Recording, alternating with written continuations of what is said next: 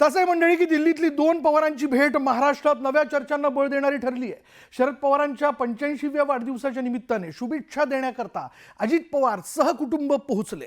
2 जुलै 2023 नंतर दोन्ही पवारांची एक समोरासमोर झालेली ही पहिलीच भेट आहे। राज्यात नवं सरकार स्थापन होत असताना ही भेट झाल्यानं तर्कवितर्कांना उधाण आलंय।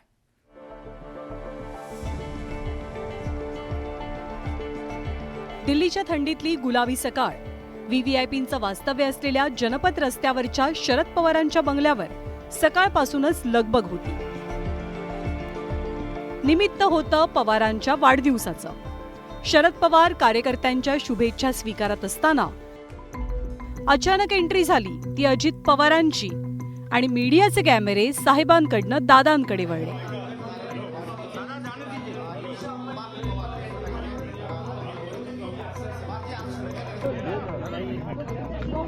राष्ट्रवादीतल्या फुटीनंतर या दोन नेत्यांची झालेली ही पहिलीच भेट असल्यानं चर्चांनाही उधाण आलं आणि दोनही पवारांच्या मनात नेमकं काय सुरू आहे याचे तर्कवितर्क लढवले जाऊ लागले।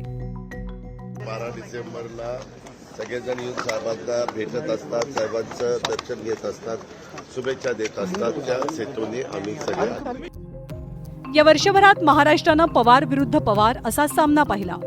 लोकसभा आणि विधानसभा निवडणुकीत या सामन्यांमुळे पवारांच्या बारामतीचं रणमैदान झालं होतं। राजकीय दुराव्यानंतर पवारांमधल्या कौटुंबिक दुराव्याचाही महाराष्ट्र साक्षीदार बनला, कारण कायम राजकारणापेक्षा नात्याला महत्त्व देणारं हे कुटुंब यंदा ना रक्षाबंधनासाठी एकत्र आलं ना भाऊबीजेला। पण शरद पवारांच्या वाढदिवसानिमित्त पवारांमधला नात्यातला ओलावा पाहायला मिळाला। आजोबांना भेटलो, शुभेच्छा दिली, तेवढंच केलं।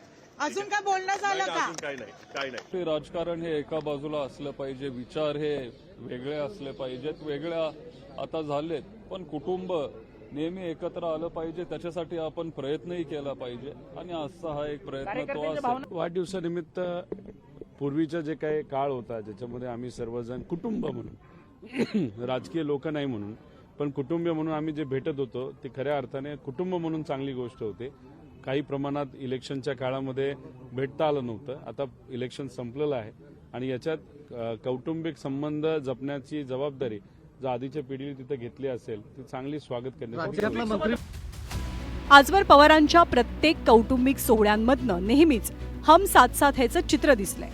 त्यामुळे पवारांमध्ये आलेला दुरावा फक्त राजकीय आहे की वैयक्तिक याबद्दलही अनेक मतमतांतरं पाहायला मिळाली। पवार खरंच आतून एक आहेत का असा प्रश्न नेहमीच चर्चेत राहिला। याच प्रश्नावर विधानसभा निवडणुकीवेळी श्रीनिवास पवारांनी दिलेलं उत्तर भविष्यातले संकेत देणारं होतं। निवडणुकीनंतर हे सगळं निवडेल, ऑल इज वेल होईल किंवा व्हावं अशी आपली आशा आहे? नाही, व्हावं असं नाही, होईल, 100% होईल। कारण सगळ्यांना आम्हाला इतकी एकमेकाची सवय आहे, गेले कित्येक वर्ष एकत्र राहिलेलो आहोत, त्याच्यामुळं एक महिना 2 महिने हे होणार जे काही इलेक्शन आहे, इलेक्शन झाल्यावर तुम्हालाच दिसेल की सगळेजण एकत्र आलेले आहेत, हे वेगळे राहील असं शक्य नाही।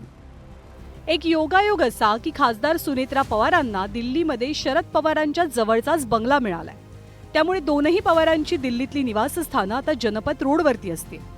जनपथ रोडवरती सोनिया गांधी, मनमोहन सिंग, अजित डोवाल यांच्यासारख्या नेत्यांची निवासस्थानं आहेत। त्यामुळे खासदारकीच्या पहिल्या स्टंपमध्ये सुनेत्रा पवारांना इथे बंगला मिळणं अनेकांच्या भुवया उंचावणारं ठरलं।